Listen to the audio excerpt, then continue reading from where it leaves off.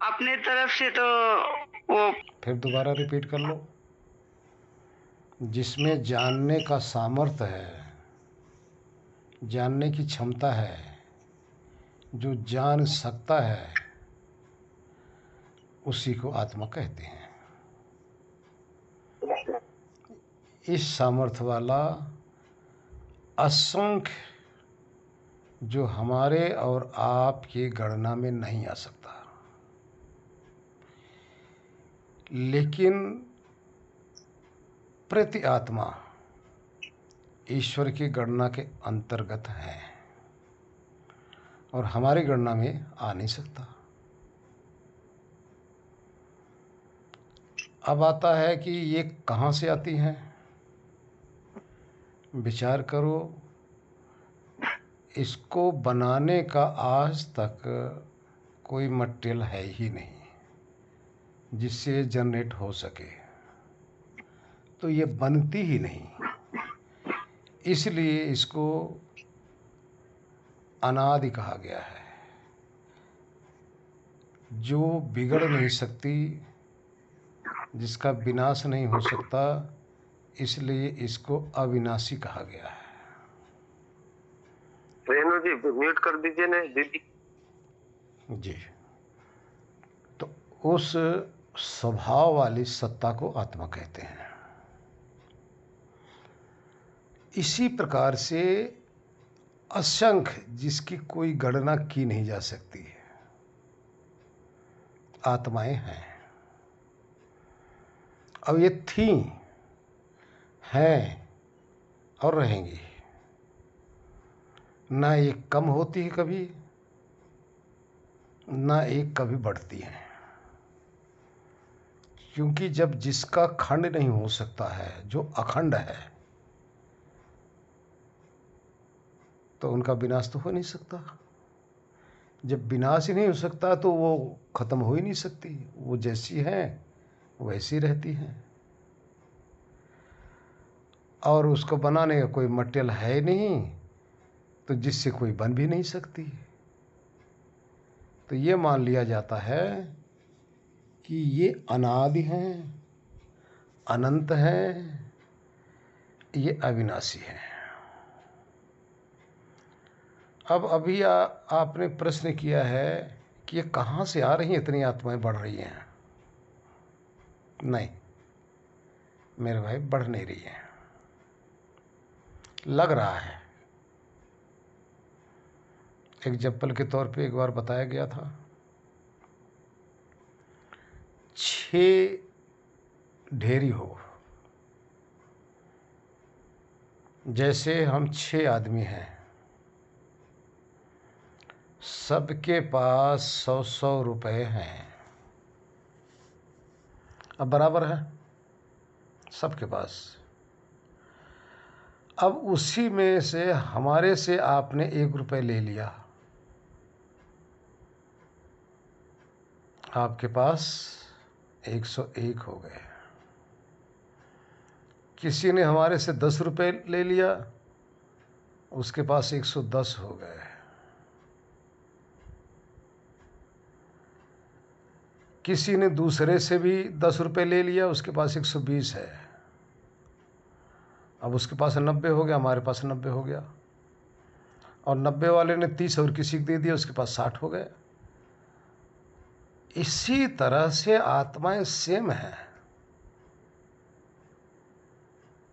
तो आप देखिए हैं कहाँ ये, मनुष्य जोन के अंदर, पशु जोन के अंदर, पक्षी जोन के अंदर, कीट पतंग जोन के अंदर, वृक्ष जोन के अंदर और मोक्ष के अंदर। इन 6 स्थान पर ये आत्माएं रहती हैं। कभी क्या हुआ, जंगल बहुत है, जंगल में बहुत से जंगली जानवर आ गए, वहाँ घास फूस है, कीट पतंग, कीड़े मकोड़े और ज़्यादा वहाँ होंगे। जहाँ जंगल होगा वहाँ मनुष्य की बस्ती नहीं होगी, होगी भी तो कम होगी। और जहाँ शहर है वहाँ जंगली जानवरों की बस्ती नहीं होगी। इसी तरह से ये जितनी भी जोनियाँ हैं, कभी कोई जोनियाँ कम हो रही हैं तो दूसरी जोनियाँ अधिक हो रही है। कभी मनुष्य कम हो जा रहा है तो पशु, कीड़े मकोड़े, वनस्पतियाँ ये सब अधिक होती जा रही हैं। कभी जहाँ ज़मीन नहीं है वहाँ पानी हो गया तो वहाँ जलचर जोनियाँ पैदा हो गई। समुद्र के अंदर देखिए, उसके अंदर भी बहुत सी जोनियाँ जो जल के अंदर रहने वाले हैं वहाँ विद्यमान है। कभी कोई परिस्थिति ऐसी आ जाती है कि पशु की संख्या कम हो जाती है, कभी परिस्थिति ऐसी आ जाती है कि मनुष्य की संख्या कम हो जाती है, कभी जंगल की संख्या कम हो जाती है। तो इसी तरह से ये सब ढेरी इधर से उधर, उधर से उधर, ध्यान रखना। अब ये सारे तो हैं देह, लेकिन देह में रहने वाला आत्मा तो उतना कि उतना है। वो कभी मनुष्य शरीर में आ रहा है तो कभी मनुष्य की जनसंख्या समाप्त हो रही है तो पशु की बढ़ रही है, कभी कीट पतंग की हो रही है, कभी पेड़ पौधे की हो रही है। तो इसी तरह से एक माहौल के हिसाब से, एक परिस्थिति के अनुसार से, जलवायु के अनुसार से परमात्मा इन सब जोनियों में थोड़ा बहुत चेंजिंग करती रहती है। तो इसलिए हमें लगता है कि ये ज़्यादा हो रहे हैं, ये कम हो रहे हैं, लेकिन इतना एहसास नहीं हो रहा कि वो वहाँ से आ रहे हैं। जहाँ कम हो रहे हैं वहाँ एहसास नहीं हो रहा। इसी तरह से हम देह को चेंज करते रहते हैं, बदलते रहते हैं, जीवन को बदलते रहते हैं। कुछ इन्हीं में से आत्माएं मोक्ष में चली जाती हैं और कुछ आत्माएं मोक्ष से वापस भी आ जाती हैं। तो ये 6 स्थान पर हम सब चल रहे हैं, जबकि 6 स्थान पे 84 लाख जोनियां हैं। इन्हीं में सारे अलटे पलटे कर रहे हैं और पता नहीं चल रहा है। हरिओम। आप लोगों को बताया गया है कि इंसान को देखो तो कैसे पहचानोगे कि कहाँ से आया हुआ है। बताया गया है जो पशु जोन से आया हुआ है, अब उसकी 2 आदतें होंगी। अगर वो हिंसक जोन से आया हुआ है तो उसका स्वभाव हिंसक होगा, मांसाहारी होगा।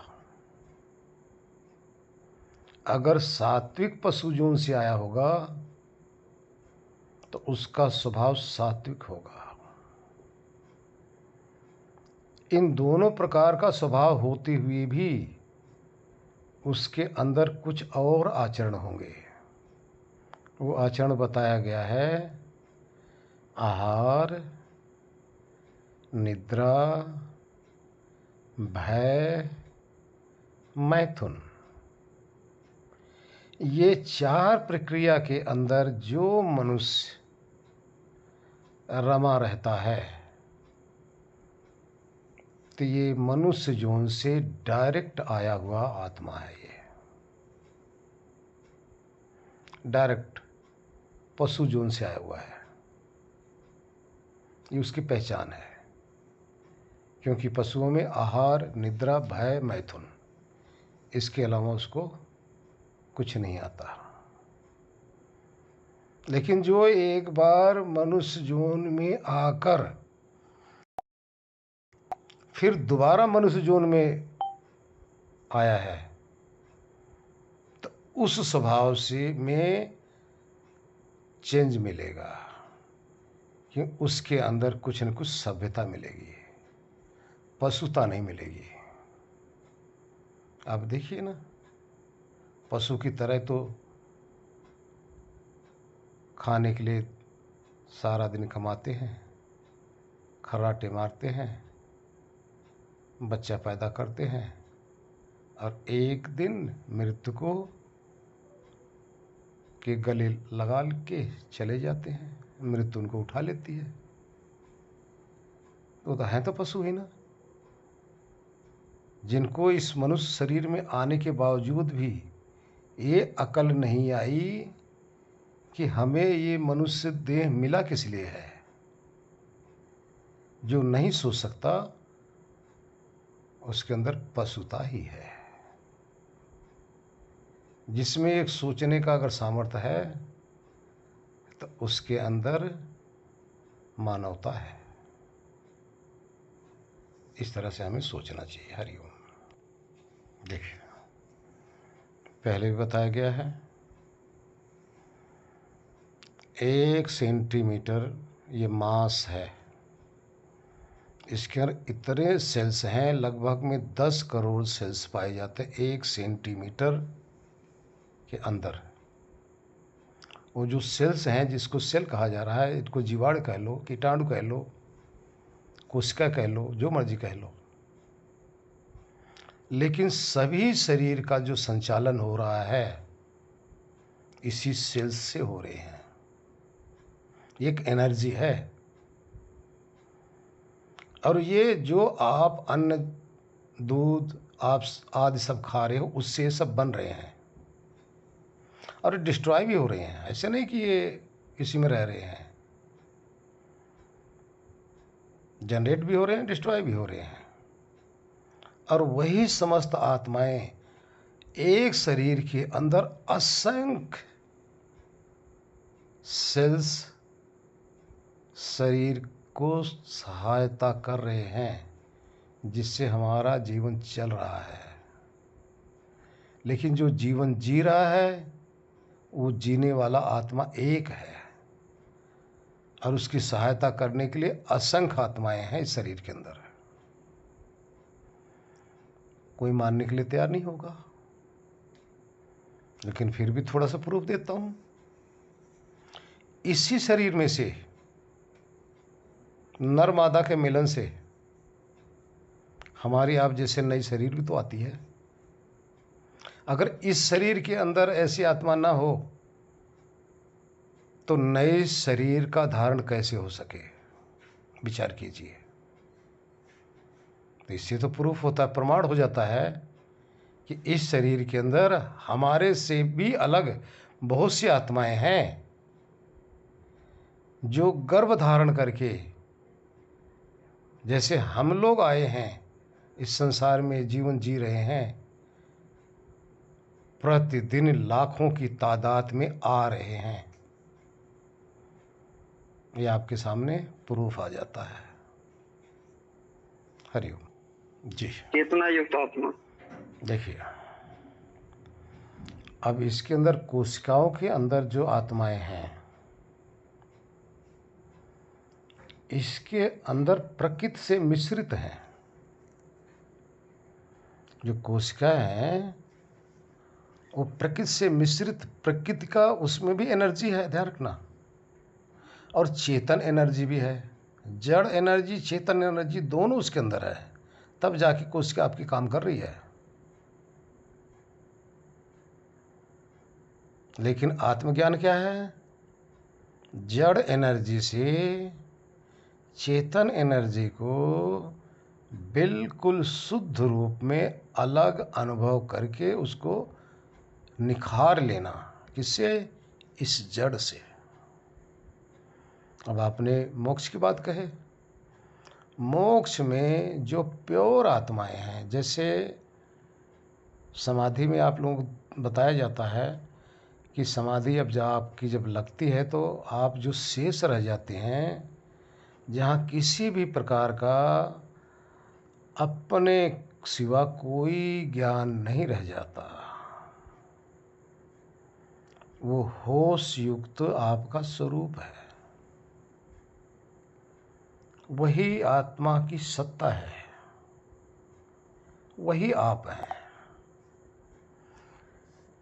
अब वहां आप क्या देखते हैं?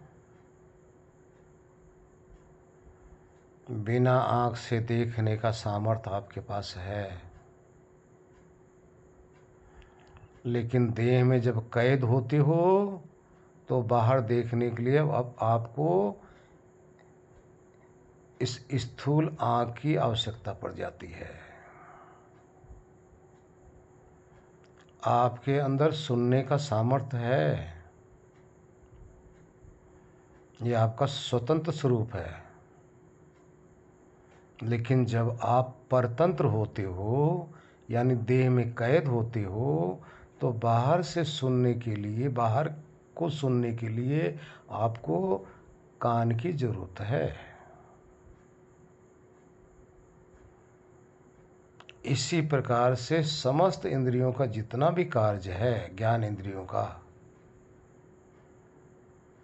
उस ज्ञान से संपन्न सत्ता चेतन है, वही आपका स्वरूप है। आप लोगों को कई बार दिखाया गया ना, ध्यान में दिखाया गया कि अब आप देखिए त्रिकुटी के अंदर जो विचार आ रहे हैं, उस विचार को देखने वाला कौन है? समझाया गया ना। अब आप देखिए इतना सूक्ष्म जो मन के अंदर वृत्तियां चल रही हैं,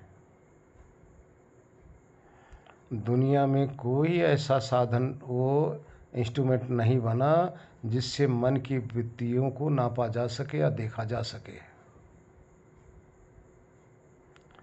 कोई अभी यंत्र नहीं बनाया गया। लेकिन विचार करो, आप इस मन की वृत्ति को देखते हो ना। अब मन की वृत्ति को यदि आप देखते हो, इतना सूक्ष्म वृत्ति, तो किससे देखते हो भाई? आप बताइए ना, कौन सा आपका चक्षु आ गया? कौन सी आंखों से आप देखते हो? आप कहो मन के, अरे भैया मन में ही तो आप देख रहे हो। आप देख किसको रहे हो? मन को ही तो देख रहे हो। मन में ही जो वृत्तियां हैं उसी को तो देख रहे हो। किससे देख रहे हो? जिससे देख रहे हो यही आपका स्वरूप है, यही आपकी शक्ति है, यही आपका सामर्थ्य है। और जहां से देखते हो वहां आप स्थिर हो। जिसको देखते हो वो आपसे अति परे है।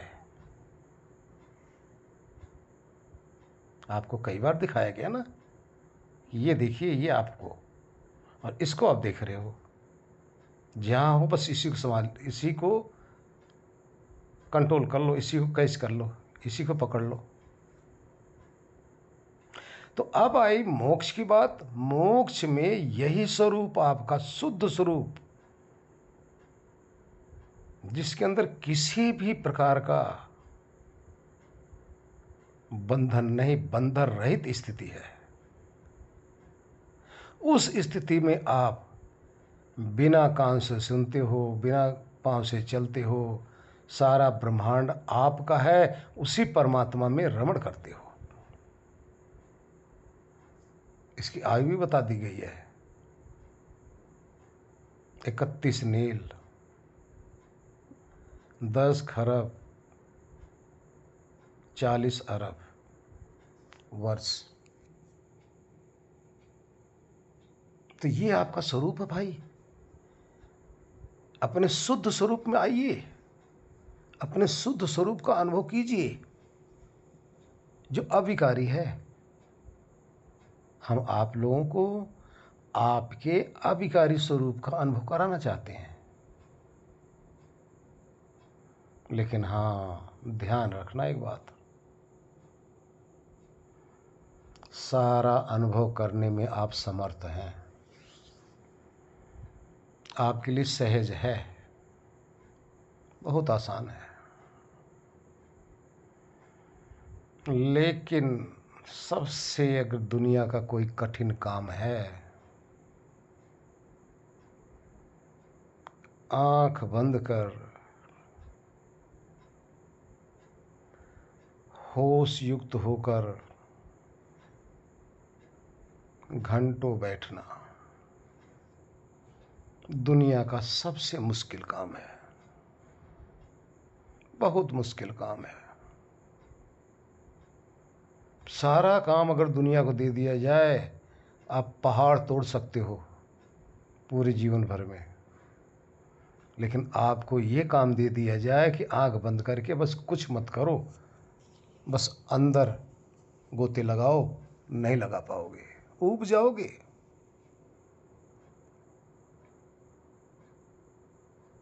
एक आदमी सुबह उठ के रात 10 घंटा 12 घंटा 18 घंटा ड्यूटी करके आ जाएंगे। आसान है। अगर आपको 1 घंटा कह दिया जाए बस ऐसे बैठ जाओ, 1 घंटे में आपकी नानी याद आ जाती है। ध्यान दो। आप सोचते हो कि हम ध्यान कर रहे हैं। इस 1 घंटे में आपने कितनी बार शरीर में चेंजिंग कर लिया, कितनी बार आपकी शरीर हिल चुकी है। आप शांत बैठने के बजाय अंदर मन के साथ अशांत होने लग जाते हो। आपसे कहा जाता है मन को मत देखो, ये आपका शत्रु है, ये आपको आपकी स्थिति से हटा रहा है। आप नहीं मानते हो, उसी के साथ लग जाते हो। अपनी आदत आप छोड़ते नहीं हो, आदत से बाज नहीं आ रहे हो। क्यों? ये काम बहुत कठिन है। अंदर बैठोगे, बाहर दृश्य में मस्त थे, अच्छा लगता था। दृश्य पे दृश्य आता जाए, आप कभी बोर नहीं होगे। अंदर जब बैठते हो, दृश्य पे दृश्य आ रहा है, विचार चल रहे हैं, आप ख्याली पुलाव आपका चल रहा है, सोच रहे हो कि हमारी समाधि लगी हुई है। नहीं लगी भाई, मूर्खता मत करो। आपको बताया गया इससे हटो, आप हटते नहीं। वहां भी जाकर अपनी गंदी आदत नहीं छोड़ते हो। समाधि लगाना बहुत भाग्यवान, बहुत ही मुकद्दर वाला कोई होगा, बहुत ही हिम्मत वाला, जिसको इस नर्क से छूटना हो, इस 84 के जाल से जिसके अंदर छूटने की पूर्ण जिज्ञासा, पूर्ण तमन्ना हो, फंसना न चाहता हो, जिसने इस नर्क को भोग भोग कर इस दुख को देख लिया है, वही उदासीन होता है इससे। बाकी तो ध्यान करते हैं, ध्यान का आडंबर करते हैं। कहा गया आप सिर्फ आत्मा को का ख्याल रखो। कहाँ करते हो? बीच में मन के ख्याल में लग जाते हो, संस्कारों के ख्याल में लग जाते हो, डूब तो कहीं जाते हो। करने कुछ बैठे थे, करने कुछ लगे। आपको कहा आपके अंदर परमात्मा है, परमात्मा के होश में बैठो। कहाँ बैठते हो? जगत अंदर भी नहीं छूटता भाई। इसलिए बार बार अभ्यास कराया जाता है। गुरु लोग बार बार अपने शिष्यों को आगाह करते हैं, होशियार करते हैं। कुछ नहीं चाहिए उनको। क्या दोगे आप? आपके पास देने के लिए है क्या? जो यहाँ तक पहुँच गया उसको चाहिए क्या? कुछ नहीं चाहिए। कुछ शिष्य ऐसे होते हैं अपनी तरह लालची कि गुरु के भाई पैसे दे देंगे, कपड़े दे देंगे, आश्रम बनवा देंगे, गुरु मान जाएगा। क्या मानेगा? आपके जीवन का उद्धार करना चाह रहा है, आप तो सुनते नहीं उसकी बात।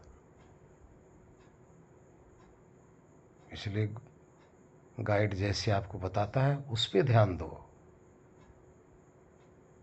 कुछ भी देखना, कुछ भी सोचना, सब नर्क में जाने के बराबर है। तो ध्यान में ढोंग मत करो। सहज बात नहीं, बहुत कठिन बात है, बहुत ही कठिन। इस धरती पर कोई ऐसा पुण्य आत्मा होता है जो पूरा हो पाता है। आप लोग इसमें से हो, क्योंकि आप लोगों को यहाँ तक की विधि बता दी गई है, अच्छी तरह से समझा दी गई है, और आप लोगों को समझ में भी आ गया है। लेकिन थोड़ा सा जो आलस्य है इसको त्यागो। एक बार प्राप्ति तो कर लो, अनुभव तो कर लो। जगत नहीं जाने वाला कहीं। आप करोड़ों बार जन्म किया होगे तब भी जगत यहीं रहेगा। आपको जगत को भोगने के लिए, दुनिया को भोगने के लिए ये दुनिया तैयार रहेगी, लेकिन ये नहीं कर पाओगे जो आपको कहा जा रहा है। इसलिए इधर के लिए प्रयत्न करो। एक बार वहाँ मिल आओ अपने यार से, उसका दीदार कराओ। जो सदा से था, सदा है, सदा रहेगा, ऐसा यार कभी बिछड़ता ही नहीं। वही अपना है, बाकी सब पराया है। वही अपना मालिक है, हमारे अंदर विद्यमान है।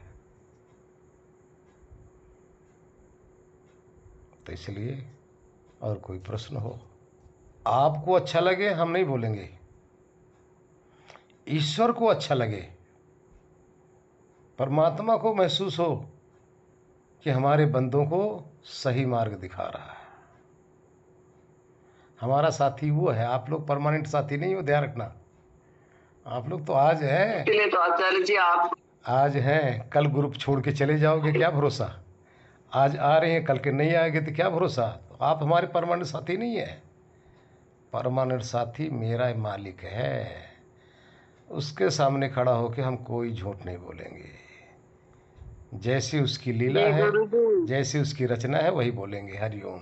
कहा ध्यान के बारे में, गुरुजी ने कहा कि 1 घंटा बैठना बहुत मुश्किल है लोगों के लिए। तो इतने अच्छे तरह से इस बातों को I able to caught it, समझ पाई कि 1 घंटा बैठना कितना मुश्किल होता है। तो जो आपने कहा, और कैसे उस बीच में 10 मिनट 20 मिनट कैसे विचारों में इंसान चला जाता है और सोचता है कि हमने बहुत ध्यान कर लिया।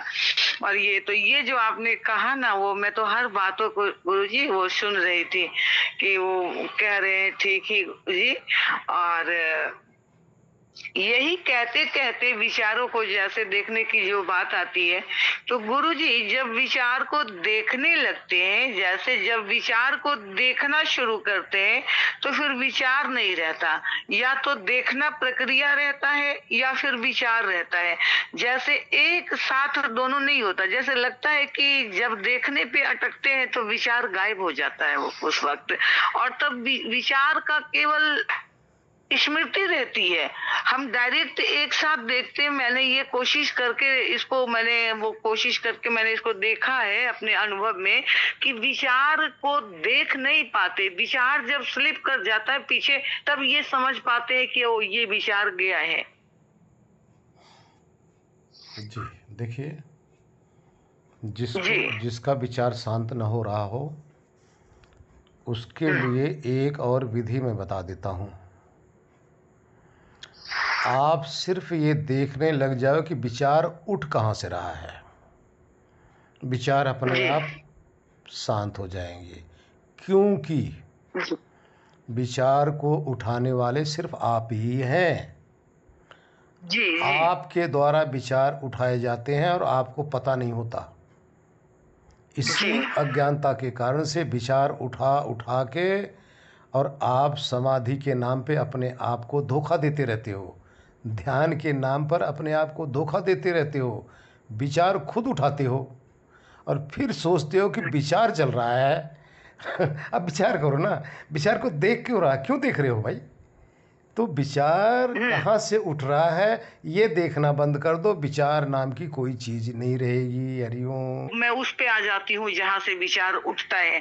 यही बात मैं कह रही थी कि विचार को देखने का प्रक्रिया लोग ऐसे कहते रहते हैं, वो देखने का प्रक्रिया नहीं, जहाँ से उठता है वहां आ जाने के बाद विचार बंद ही हो जाता है लगभग। जी जी जी, बिल्कुल बंद हो जाता है। जी ये आप